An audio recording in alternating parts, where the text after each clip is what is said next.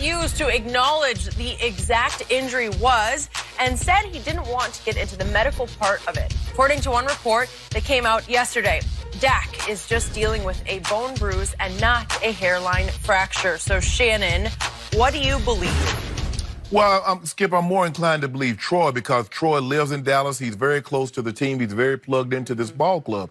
And so I'm very sure, I'm almost certain that he got that from a very reliable source. Now, he probably wish he hadn't opened that can of worms, Skip, because you know when you do games, you get an opportunity to go watch practice. You get an opportunity to go in those production meetings. And they tell you things that they don't really want to come out to be known publicly. So Troy probably wish he hadn't have said anything about this, and then the people that probably told Troy that he had something probably went to Calvin Watkins or Todd Archer, if I'm not mistaken, and said, "Well, it's just a bruise. It's nothing major." Because I don't want any excuses. Because the way it's being you bring it out now, it's almost like you're making excuses for why he's played so bad up until this point, and there's no reason. Skip, on Sunday, I looked and went back and looked at it when I knew we was going to talk about this. I didn't see him shaking his hand. I didn't see him grimacing. I didn't see him wince. And you mentioned that he's done a great job of holding on to the ball last year. That's been a problem of his, of losing the ball while he's in the pocket taking hits. Only lost one fumble all year. All year. And I didn't... Knock on wood. Well, it's hard for him to lose a fumble considering they didn't really knock him down on Sunday. But you get the gist of where I'm going with this, Skip. So I'm apt to believe Troy. But he probably wish he hadn't opened up this can of worms. Skip, I'll give you a prime example. I remember I did a feature on the Broncos, Peyton's first year. They were going to the playoffs. Now, I watched Peyton practice with a glove. This is for CBS? This is for CBS. Yep. I watched Peyton Manning throw with a glove. I see the gloves in his locker. Skip, I can't go back on there and say that Peyton Manning because that's confidential. I can't do that. Okay. There's a lot of things, Skip, you know, teams would tell me. Well, I mean, you could have. I could have, but then I breached the trust. Okay. Be careful with and that. that's the thing that and I like to think that when they tell me things, and they like Shannon, you can talk about this, or Shannon, no, don't say anything about this. The one thing I want to always have is trust, be it me and a team or me and a player. Now, I'll always ask a player, Skip, you mind if I share this on air? Sure. No problem. Ask the team, well, what can I, hey, dress it up, but don't attribute it, so forth and so on. So, Skip, I just think Troy probably wishes he had not opened up this can of worm, because normally, Skip, when they do the injury report, they say leg. They don't want to get into specifics because they don't want you to target certain areas. If Coach Belichick guy has an injury, Coach Belichick might say body. Well, it might be arm, shoulder, leg, knee. You don't know because, trust me, if a player, the team see like, okay, he has an injury, and they say, okay, it's his ankle. Skip, I see him come out there with a spat job on. Okay, so really, something is really going on with the ankle.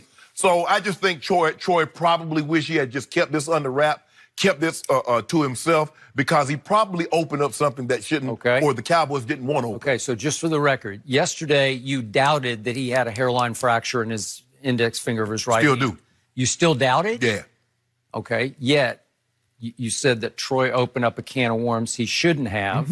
So now I'm going to have to presume from what you're saying that Dak exaggerated when he told Troy, that's what the report was, that they spoke. This is from our man Clarence Hill that we had on the show. Yeah, well, see, Clarence said that. I'd have took that to my bank. I take that to my handy bank. Anything old Clarence Hill Jr. say? Yeah. By the way, Clarence Hill, you owe me a gallon too. Really? Oklahoma, Texas lost to Oklahoma. Yeah. Really? You bet on that? that? Yeah, I bet him. Wow. He act like I've been trying to DM him, Skip, and message inbox him, and he act like he can't get none of those. You bet on my Oklahoma I bet on him. Wow. So you have seen the light. I guess he has. Way to go. Against Texas. Oh, okay. That's what that was. That makes it different? Okay. I didn't know Clarence Hill was a Texas. I think he went to Texas. He must have. Okay, got it.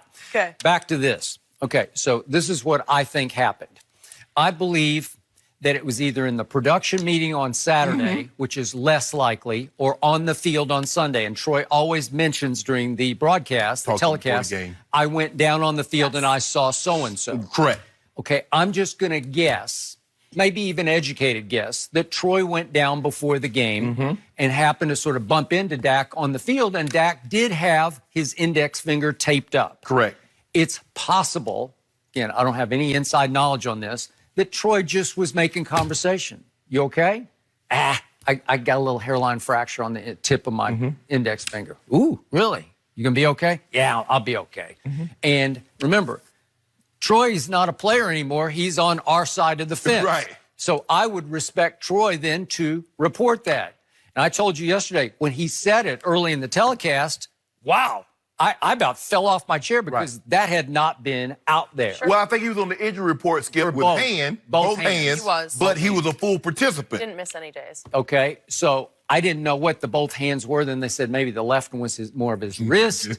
And I didn't know anything about a smashed up right index finger from the Bears game. Because what, Skip? They say hands because they don't want you to target or know either. Specify. Correct.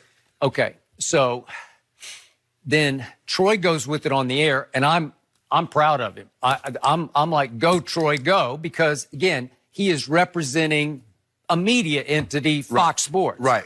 And again, Dak would have nothing but respect for a Cowboy legend quarterback, right? Right. So he might be more prone to talk to Troy, even though Troy has been at points critical of Dak. Yes. But Dak doesn't seem to take criticism personally. Right. He takes it Understand in that's his stride. job. It's just part of your job. And again, he would honor the criticism from a guy. Oh, so in other words, he respect what I'm saying because that's a part of my job, right, Jenny?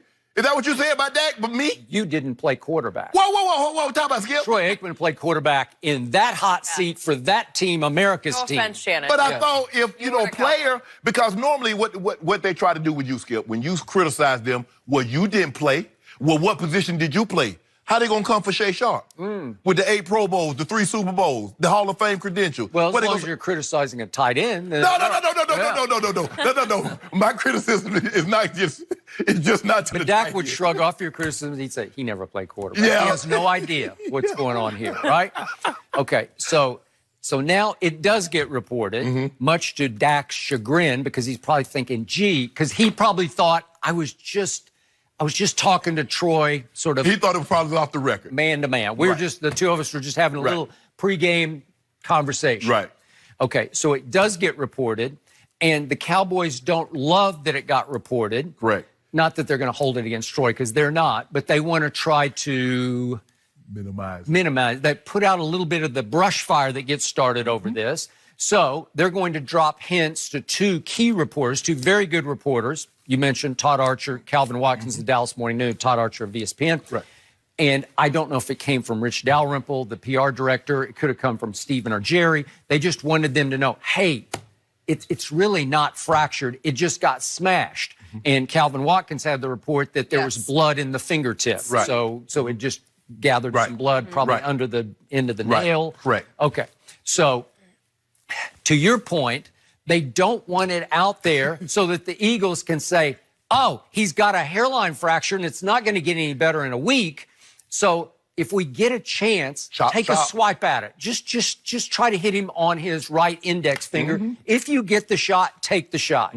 Because if in fact it is hairline fractured, and I believe it is, that it's going to be a dull ache. And every time he grips hard to throw, you're going to get a little sting from it because you just are. It's not going to get better probably the rest of this year, right? No.